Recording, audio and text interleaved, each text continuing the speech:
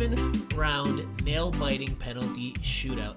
Hello, everybody. Welcome back to Miami Total Football Radio, a.k.a. Miami Total Football Radio, a championship edition here in Nashville, Tennessee. We're actually, right now, in a recording studio in the hotel, which we did not know was here, but since we saw it, we said, all right, we have to do something quick, something dirty. We're just going to speak here, Simon, Evans, and I, about what we saw last night here in Tennessee at Geodis Park.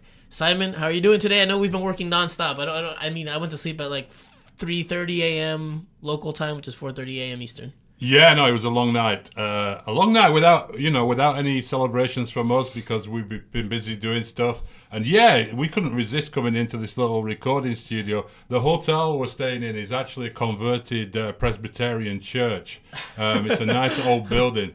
So the idea of like recording in a studio in an old church in Nashville, Tennessee, after Inter Miami win their first ever trophy in Nashville, Tennessee, was just too good to turn down. While you're wearing a peg leg porker hat, which, I mean, people can't see it yet because this is just a quick audio one. We'll get back to video probably Monday night. But yeah, Simon bought a hat at this barbecue place that we ate at on early Saturday afternoon. So, I mean, it's red and black. It's a trucker hat. I think it's pretty cool. It's the best of the bunch there. He needed it for his head. It will make its debut on the next video pod, and I can take feedback from the listeners there. But yeah, it's a genuine Southern USA barbecue joint hat. There's a pig on it, so that's all you need to know. Yeah.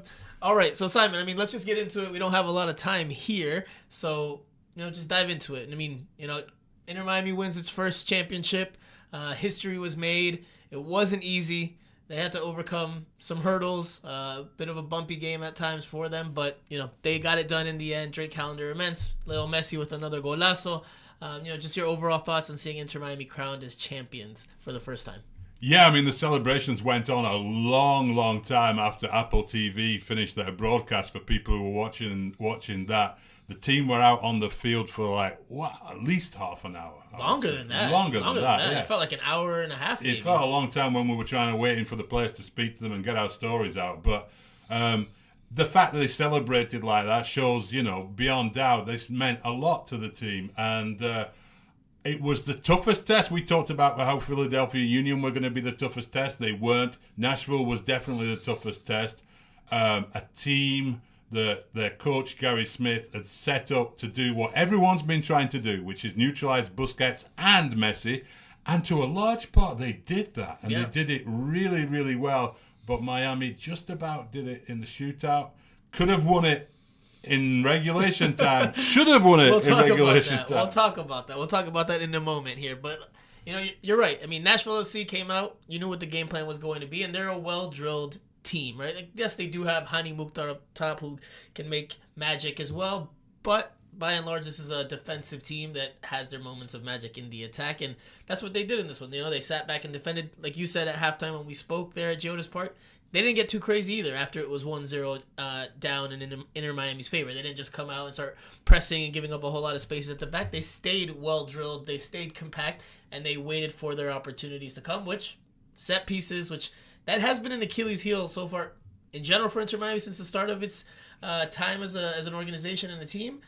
But even so here with Tata Martino, a lot of goals have been given up on set pieces. Yeah, and the other common theme is the team tiring in the latter stages of games. So the reason why I thought at halftime when we were talking, and I said, people were saying, "Oh, Nashville have got to open up now. Miami going to pick them off." By people, you mean me.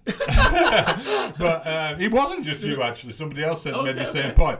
But I didn't feel they would do that because I think if you've done your homework on Miami, you don't open up too early. Even if you're a goal down. If you're 2 down, that's a different story. If you're just a goal down, 20 minutes, that last 20 minutes when Miami are tiring, there's some older legs in that team. And it seemed to me that Hani Mukhtar was saving himself for the last 20 minutes, and then they really went for it. They deserved a draw, really, I think, overall on the game. So if that had been a regular season game, you would have said that's a hard-earned point for Inter Miami. That's what Tata said. Tata said after the game he thought a draw was a fair result from what was shown on the run of play.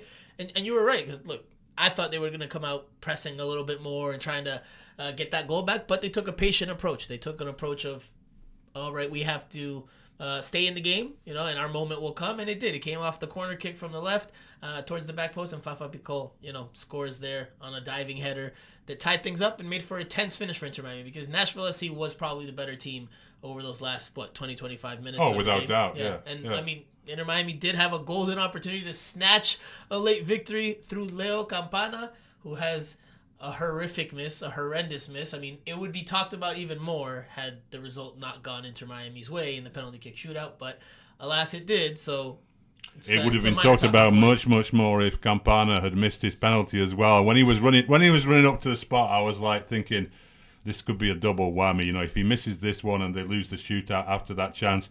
I mean, the actual shot was from a very tight angle and difficult to execute, but it was how he. No way, Simon. He has to put that away. He's 1-on-1 at the end of a game.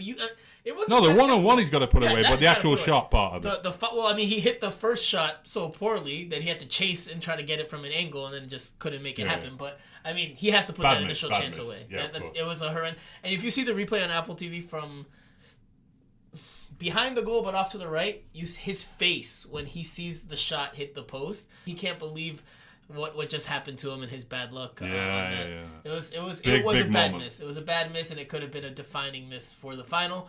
But again, Inter Miami survives a penalty kick shootout. They were largely perfect, or almost close to perfect. Victor Ulloa, the one Inter Miami player that had his penalty kick saved, and it happened in the 5th round. It would have been the decisive penalty kick, because Inter Miami was up 4-3. They make that. They're up 5-3. There's no way. Callender should have taken it. Callender should have taken the 5th one. Well, Ulloa takes it, and it's saved. And at that point, me personally, myself, in the press box, I thought they were going to lose it. I thought between what we saw with Campana on that final play of regulation and then Ulloa missing the opportunity to put the penalty kicks away, I was like, uh-oh, I think that they might lose this. But again, throughout the rest of the penalty kick shootout, they stayed perfect the rest of the way, but they were perfect the rest of the way. And then Drake Callender in the 11th round, final round before they had to go back all around again, takes a heck of a kick. He rifles it into the almost roof of the net, and then he makes a save on the Nashville goalkeeper, Elliot Panizo.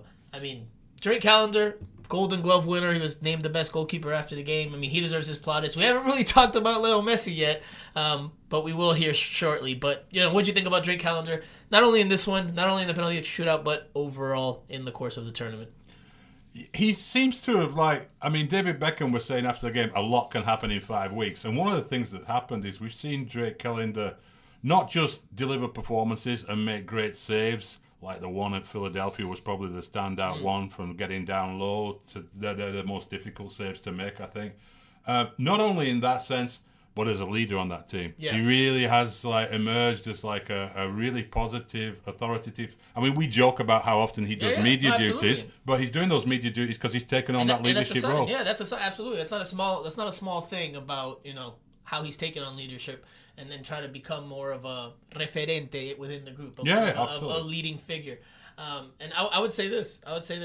Last year, my personal sensation, talking to him, interviewing him, was he was kind of an aw shucks kind of guy, thrown into the fire and kind of, having a trial by fire. This year, from the start of preseason, I've seen a much more serious Drake Callender. Maybe a Drake Callender that's looking to take on that role, take on that responsibility, who's ready for the challenge. And if he keeps this up, I don't think he's long for Inter Miami. I think Europe's going to come calling soon if he keeps up this level. He's been fantastic. He was superb in the final, and by and large over the course of the entire tournament, maybe save for one goal here or there, he was outstanding. Messi's going to get all the plaudits, but Drake Callender was right behind him in terms of consistently great performances as far as his performances, his leadership, the way he is with around the players, and the way he is off the field and with the media as well. And he gives off a vibe of someone who, this, Franco, you've covered the national team as well, that there's a difference between those guys. When you talk to someone like Tim Howard compared to a regular MLS goalkeeper, or when you talk to guys who've played 30, 40 times for the national team, they have an assurance about themselves when they talk to us and when they do things.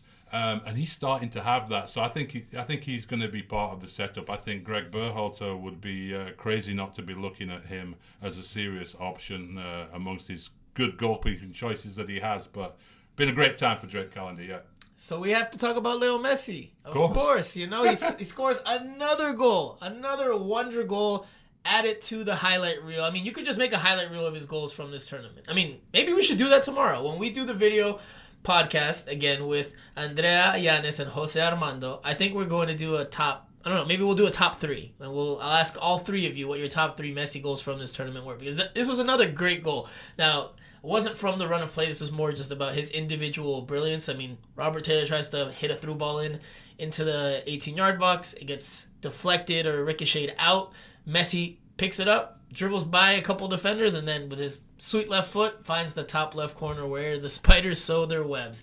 That was for me. That's the best goal he scored in the tournament. Yeah, over the free kicks. Yeah. Because the free kicks is something he's like, I don't know. You kind of almost not expect them, but you know we've seen them so many times. Those free kicks. Are you going off of just aesthetics, or I mean, because I take into context, you know, the moment. I mean, it's definitely a big game. It's a final, but I take it into account what's happening. The Cruz Azul free kick. If you say moment, the Cruz Azul free kick wins.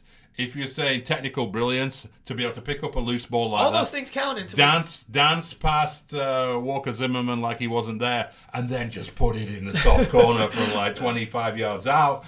That was an unbelievable. It's been a goal. Treat to watch him play. It's been a treat to watch him. And you know, like we're impartial, we're unbiased, but like just sitting there and watching, you know, you can see when there's a good team or a bad team. You can enjoy how a team plays. You can not enjoy how a team plays. It's a treat to watch Lionel Messi play, especially during this tournament, during this initial month with Inter Miami, playing at such a high level. Which I mean, it's not a surprise, right? So I mean, it's not a surprise, but just to see it in a different team immediately and to catapult them into winning their first trophy. I mean, I think what may have been a slight surprise, or certainly one thing he's answered, is when he came over, there was the question like, does he really care about this, or is he coming here for just like an easy ride for a couple of years, nice big contract? And he clearly does care, and he clearly is putting the effort in. And you see the way he celebrates his goals. You know, he's not, and the way that he is with the teammates. He's not doing this. He's not laughing. You know, it's not too easy for him either. I mean, it obviously is easier than playing in like the Champions League or a World Cup, but it's not easy. Yeah. And I think he's absolutely loving it. People are enjoying watching him. I've seen Messi playing for Barcelona and Paris Saint-Germain in the Champions League, and you never, you know, in those sort of games, you never watch Messi in such a focused way as you do with Inter Miami, you know, because he's just the center of everything. Whereas there, he was like somebody a piece. you took notice. Piece. You certainly took notice. You were watching Messi, and you look forward to watching Messi. But here, he's the star of the show without any doubt, and it's been great. Everyone's enjoyed it. I think people, even if you sat at home watching it on Apple TV all the time, and there's been plenty of people doing that. You've had entertainment all the way. You've gained a new appreciation of Messi. You see things about him that maybe you didn't see when he was at Barcelona. So it's been fantastic. I would say, because you said it's not easy, I think it is easy for him, man. I mean, obviously there's 11 players versus 11 players. I mean, he's making it look pretty easy, man. He scored in every single game in the competition. He was the Golden Boot winner, the Golden Ball winner, top scorer, and best player overall. I mean... Yeah, but he's not scoring a hat-trick every game and dancing around everyone. It's not, you know, he's not playing... I mean, some of the MLS haters were like, this is going to be a joke. Like, the guy will score at will. He's playing professionals. And listen, the MLS is a physical league, so, you know, he's up against it in that manner. But technically, and his vision and his way of reading the game certainly hasn't been easy for Busquets. Well, Busquets has had a bit of a tougher time. But, I mean, even then, he still has had a hand. I mean, he's the one that hit the ball to Campana in behind that could have won the game. I mean, even Busquets has had, you know, great moments just because of their ability, the way they read the game, technically how much more advanced they are than everybody else. But no, Messi's been incredible to watch. It's been a dream first month. He's etched in the history of the team now with that picture of him holding the trophy, and he also became the all-time winningest player in terms of trophies and cups because this was his 44th overall in his career, which is, incredible. Un inigualable, which means just unmatchable. And you touched on how competitive he is. And you see it, there's so many cameras on him through Apple TV, and you see how they focus on all his reactions, good and I won't say bad, but when he gets frustrated or when he gets disappointed, when Campana misses on Apple TV had a camera just on Messi's reaction, and he's like, he's in disbelief that they didn't win the game there. Jorge Mas said post game, he said, "Es una bestia competitiva." He's a competitive beast, like a competitive animal, and you see that. You see it in training, like how locked in he is with the ball at all times. He's not usually like goofing off, or like he's always very, very focused on the ball. It's kind of like almost like when you have a pet and you throw the toy around, like, and they're just fixed on it, and then you hold they're it. Going for it. Yeah, they're just that's I see Messi just with that same type of focus. He just wants the ball, give him the ball, and that's all he's thinking about. Like, you never really see him switch off, right? Like, you see other players, they lose concentration. Messi, I've never really seen switch off, regardless of his impact or whatever, but he's always in the game looking to make something happen. As far as Inter Miami goes, I mean, you could talk about Argentina or Barcelona in other moments, and Paris Saint-Germain. But as far as Inter Miami goes, I mean, he's always on it. He's definitely not come here just for a vacation and a kick on the beach. He's trying to win. He wants to win, and he's done it. He's done it. But the turnaround is quick because they play again on Wednesday. There's not going to be a parade on Las Olas Boulevard or anything of the like because they play again on Wednesday in the semifinal. But we'll talk about that later. Let's stay on this game. I mean, what'd you think of the first half? Like, Inter Miami was the better team. They knocked the ball around. They weren't overly troubled, right? No, they were playing possession football for a lot of the time. I mean, and it's interesting to see how that style of play has developed because it wasn't there at the start, right? Even those games against Cruz Azul at the start and against Atlanta, it certainly wasn't there in Dallas either. And, you see Sergei Christoph and Kamil Miller strutting out of the back with the ball at their feet and then playing those little balls in, and they're recycling the ball properly. They're doing all the things that the top teams do, and it's not as fast as it should be, and it's not as precise, and it's not as targeted towards a goal as it would be when, say, Manchester City or Barcelona do it. But you can see the structure there and the idea there, and we don't see this a lot. We do not see this a lot in Major League Soccer teams taking like 30 passes to keep possession and just recycling the ball around. But it's a sign that things are going on the training ground, that it's not just about game, win. Things are going on the training ground, and the practice is delivering fruits in a change of style.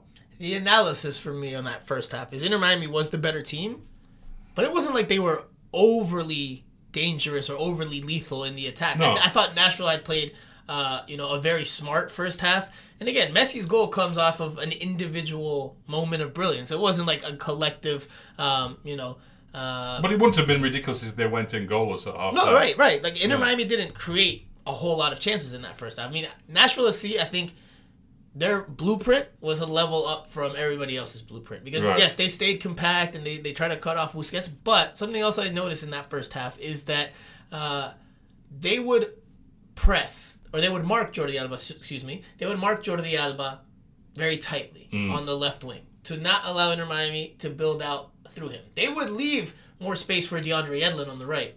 Like, they would allow him to receive the ball. I mean, and it makes sense. DeAndre Yedlin is less technical than Jordi Alba. Jordi Alba can hit a pass. He can combine better. He can get you out of a tight space on the dribble. DeAndre Yedlin, he's a very fast defender.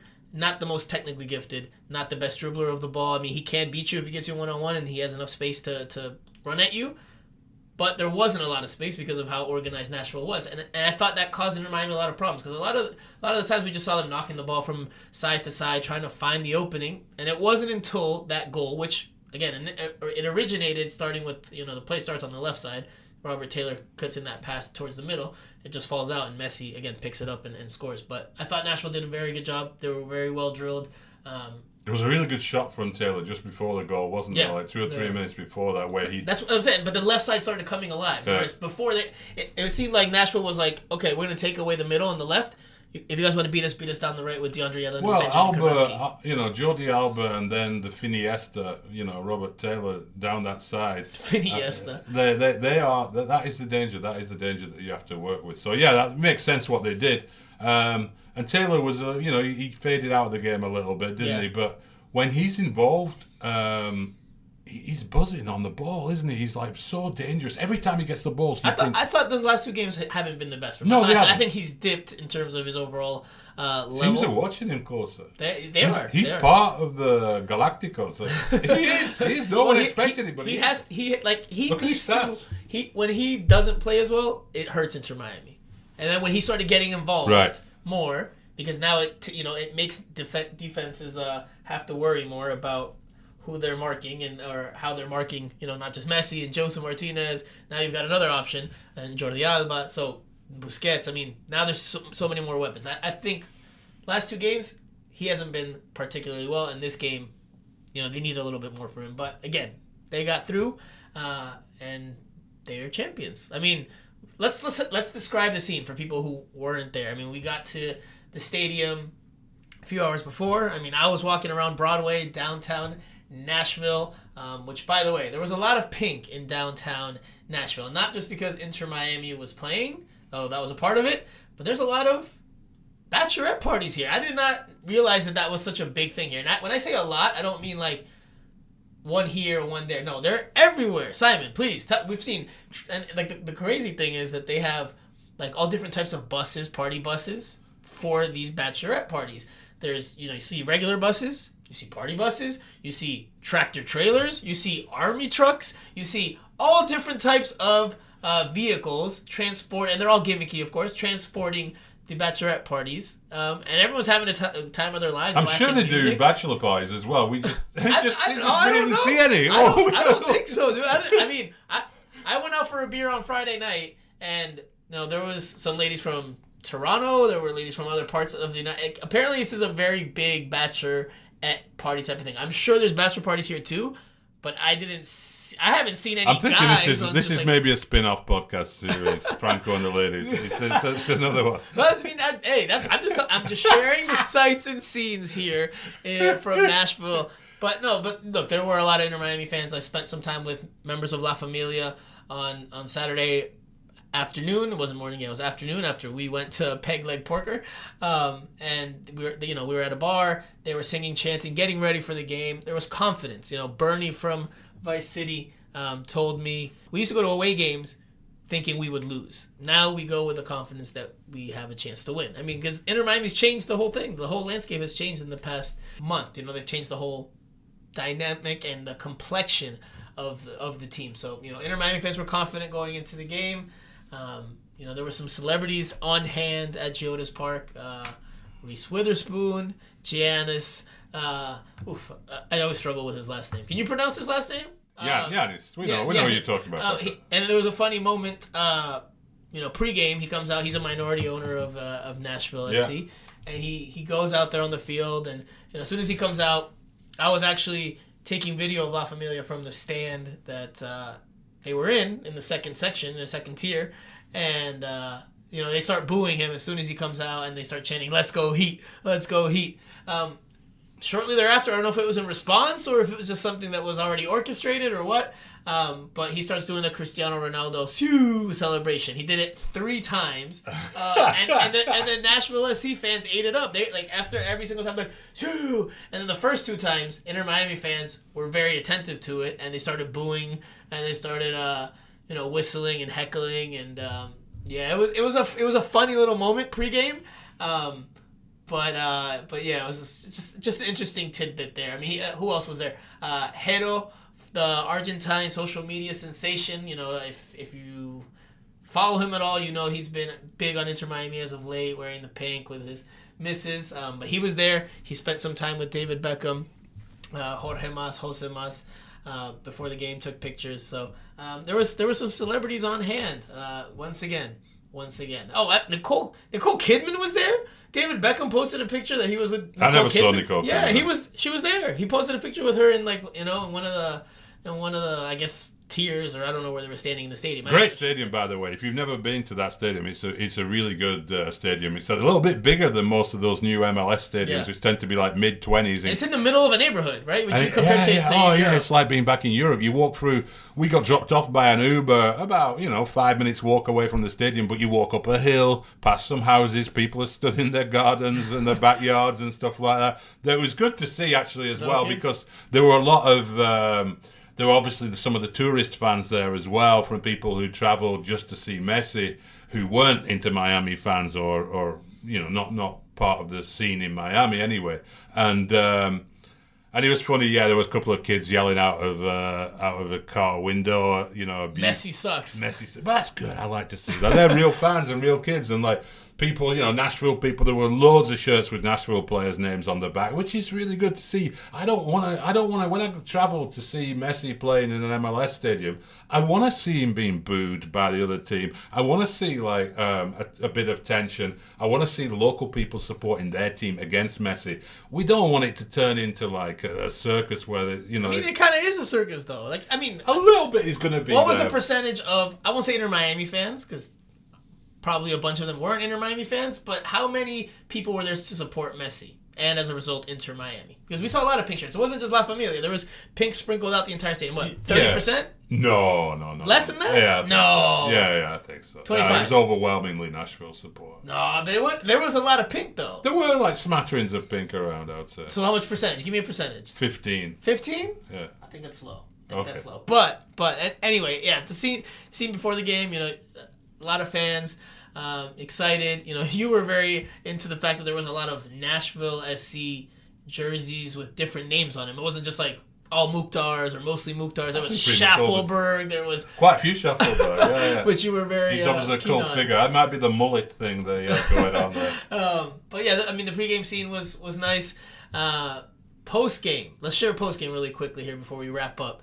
Tata Martino gets a surprise drenching from the Inter Miami players who interrupted his post-game press conference to pour champagne on him. Some of the media members, not us, jumped in on that and bounced around and got a little bit of champagne on themselves. Really? Yeah. I didn't see that. You didn't see that? I'd rushed off to the mix zone. I'm going to show you the video once we're through here. But right. some of the we'll not name names now then. It's hard. You don't have to name names. It's on the video. You can see who did it and who did not. It's pretty clear there. So. Yeah, it was a festive scene overall. Messi did not speak, unfortunately, post-game. We got 4 players. We got Yedlin, Kremaski, Busquets, and Callender. It was fun. We always get Callender. Calender's always there. He's so good now at public speaking that I'm sure after his career's over, he's going to run for Senate because he's he's perfect. El senador. I think he just takes it, because some players don't want to speak and they have to rotate, and I think he's just okay with the responsibility. I'm sure it's not his favorite thing to do in the whole wide world, but he's like, you know what? I'll take on that responsibility. I'll do it. I'll do it every time if you ask me to. I think, again, just another sign to me that he's trying to take on more of a leadership role within this group. But just, in the bowels of Geodis Park, festive, Inter Miami. Beckham and Jorge Mas were absolutely loving it. Beckham was emotional. Beckham, I felt like he had tears in his eyes. He sounded emotional. I don't know if he actually had tears in his eyes. No, he's an emotional guy, David. He gets caught up in it, especially football. And I think, he wouldn't talk about it, but a part of it is that, he misses it still. I think he really does miss it. When he sees scenes like that, he's like, I wish I was out there with it. I think it's definitely there. Some players can move on from it. David can't. Thank goodness for Miami fans' sake that he's channeling that into building a really positive team and everything. Jorge Mas absolutely loves these moments. He's he rises to the occasion every time. As a media guy, when Jorge Mas walks towards you, you think great, I'm going to get a good quote here, and he always comes out with something. He was definitely fired up. He was definitely, you could see the excitement in his eyes and in his facial expressions, which is natural, of course. But whereas David Beckham was a little more emotional, Jorge Mas was a little more excited and just I think he dropped in the freedom to dream. Reference again, which no holy water this time. No. But a festive scene in the bowels there. Inter Miami took a long time on the field, like you said, but they're champions. They're champions. They have another competition on Wednesday, which again we'll talk about more on Monday night when we do the video podcast. Anything else that you think we should quickly touch on this very fast-paced Miami Total Football Radio episode? No, I think the thing that struck me as well at the start of the weekend was I flew out early on Saturday morning from Fort Lauderdale, and when you see people travelling in their pink shirts or their black, jogging suits and all that kind of stuff, and you think like, yeah, this is happening now. Like this club has got a support base that will travel, because that was a game that if you're a hardcore fan and you've got the money to be able to fly and stay in hotels and stuff like that, you didn't want to miss. And it's good to see that, you know. I mean, you don't always find that. He wasn't there in the early days, I guess, quite as much. So, Inter Miami did give some free tickets, apparently. That's what one of the supporters groups tweeted out, like, "Oh, thanks for the free tickets." Oh, really? So, yeah, I mean, but good. Why not? Yeah, why not? Help get some people and some butts and seats that have been there. So that was good. That was good to see from a club building point of view. The whole thing's been great, though, hasn't it? This League's Cup. I mean, that's what it's like. Everything to happen so fast. You know, every week, 2 games, always entertaining. Miami winning, getting better all the time. It's been an absolute whirlwind, and I think there's like thousands of people now who not only predictably enjoyed watching Messi, but have discovered this team and lots of other players and lots of other things about it. They understand the ownership. Maybe they're impressed with the fans as well, with that, that vibe that you get behind the goal from La Familia and everything. It's just been the most positive month you could imagine. As good as you could have imagined it to be. As good as I will share this as one of my final thoughts here is that after the game, I mean, everyone took a penalty kick that was able to take a penalty kick. So I asked each player what they thought through the run up on their penalty kick, and DeAndre Yedlin was humorously honest. He said he was pretty nervous. He said, please, he's like, please don't let it be me to miss. I think, those were his words. Yeah. But he took his penalty kick well. Drake Callender took his penalty kick very well. And Drake Callender, when I asked him, he said, I was pretty excited to take the penalty kick because it's not often I get to take penalty kicks. He even said it was his first goal, which technically speaking, no, like penalty kicks don't count as your career goal haul, don't count towards that, at least in a penalty shootout. Yes, over the course of, the regulation and a run of play and, even extra time. But penalty kick shootouts don't go towards your career goal count. But nonetheless, the sentiment is there. He put the ball in the back of the net, and that's what led to Inter Miami winning. Drake Callender. Hey, it was a lot more important than some goals that'll happen. It's true. That's true. The significance of that shot compared more significant than the 4th goal in the Inter Miami versus Philadelphia. Big night for Callender. Basically, he was along with Messi's always the star of the show. I think Drake Callender was probably I was already starting to work on my player ratings, and I think Drake Callender is going to get a higher rating. I think he was more influential and better. Even though Messi scored a golazo, I think just Callender was better. I mean, you have to take the penalty kicks into account as well. I think that factors in also, in addition to his solid performance. So it's a big shift for a goalkeeper. All right, Simon, we have done a half hour here in this. There's a country singer coming in 5 minutes, so we have to get out of the studio. Seriously. Yeah, we do have to get out, and we've done an impromptu show here in a recording studio inside of a church in Nashville, Tennessee, after Inter Miami won its first ever final. This will be a great memory. So, guys, we will be back on Monday night for a video podcast going in more detail. Jose and Andrea will join us. So, thank you guys for listening. We'll talk to you guys soon. You have been listening to Miami Total Football Radio.